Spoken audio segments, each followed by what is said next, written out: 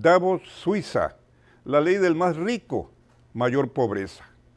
No importa que nos califiquen de reiterativos o repetitivos, hemos insistido aquí en comentarios anteriores sobre la necesidad de un nuevo orden económico internacional. El orden económico mundial existente está destruyendo al planeta. Solo ofrece un crecimiento que beneficia a una minoría. Solo genera más pobres cada año y más hambre en el planeta. El actual orden económico mundial, además, solo ofrece guerras, recurrentes recesiones y crisis económicas que se han vuelto casi crónicas. Solo ofrece desplomes monetarios, bursátiles y financieros.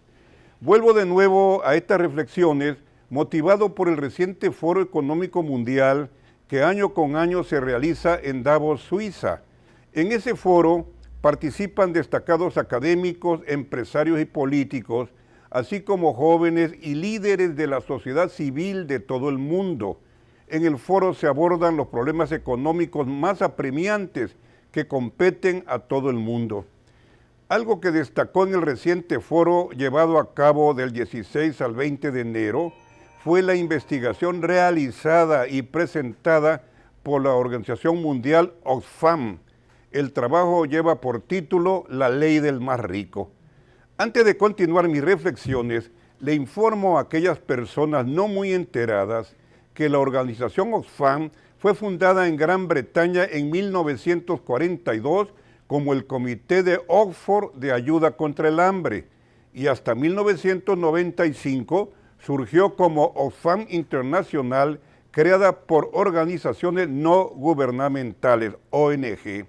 Pues bien, en su investigación, La Ley del Más Rico, Oxfam nos informa sobre la acelerada desigualdad económica entre la minoría de multimillonarios cada vez más ricos y la multiplicación de más pobres en un mayor número de habitantes del planeta.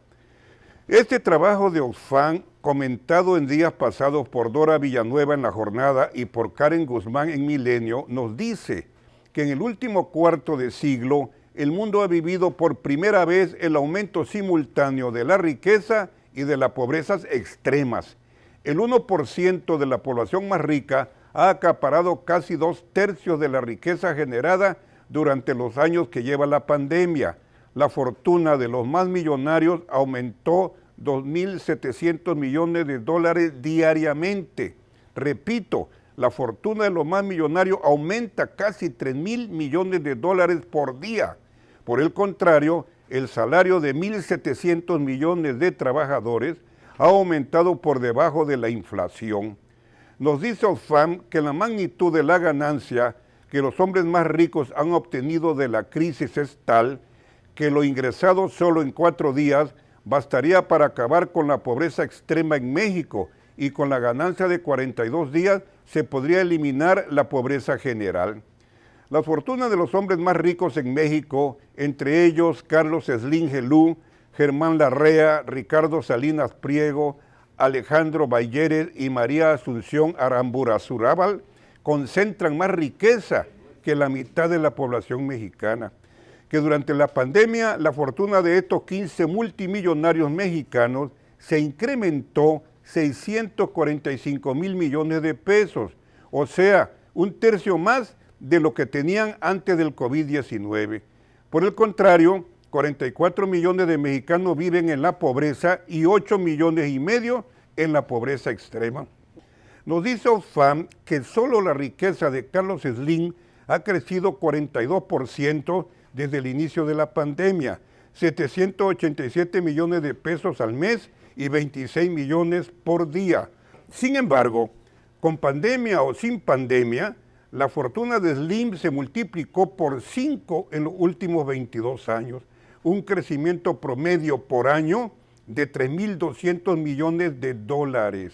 El mismo organismo denunció que en México los sujetos fiscales con ingresos superiores a 500 millones de pesos solo contribuyeron con el 0.03% del total de la recaudación de los impuestos federales, que hasta el 2021 los grandes capitales solo pagaron tasas de entre el 1 y el 8%, muy por debajo del 30% que exige la ley. En contraste a lo que pagan los contribuyentes multimillonarios, una microempresa en México está obligada a pagar el 30% sobre la renta.